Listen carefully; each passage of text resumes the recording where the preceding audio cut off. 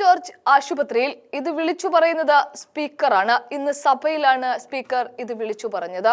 Kozhikode medical കോളേജിൽ ചികിത്സാ പിഴവ് മൂലം രോഗി മരിച്ചതുമായി ബന്ധപ്പെട്ട് സഭ നിർത്തിവെച്ച് അടിയന്തരമായി ചർച്ച ചെയ്യണമെന്ന് കെ രമയും PC വിഷ്ണുനാഥും മാണി C കാപ്പനും അടക്കമുള്ളവർ സഭയിൽ ആവശ്യപ്പെട്ടപ്പോൾ അതിന് മറുപടി നൽകാൻ ഇന്ന് വീണ ജോർജിനെ സഭയിൽ കണ്ടില്ല.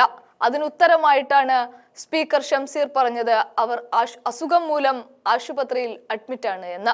ആ വീഡിയോ ഒന്ന് കണ്ടു നോക്കാം. നിർത്തിവെക്കുന്ന ഉപക്ഷേപം.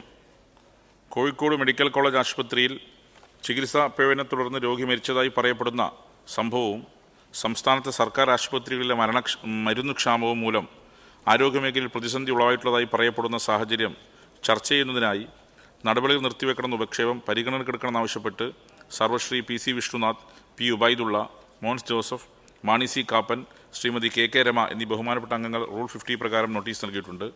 ബഹുമാനപ്പെട്ട ആരോഗ്യ വകുപ്പ് മന്ത്രി ഇന്ന് അവധിയാണ്, ആരോഗ്യ പ്രശ്നങ്ങൾ ഹോസ്പിറ്റൽ അഡ്മിറ്റാണ്.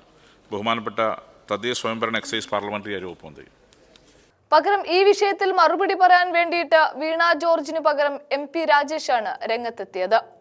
ആ വീഡിയോ ഒന്ന് കണ്ടു നോക്കാം. നിർത്തിവെക്കുന്ന ഉപക്ഷേപം.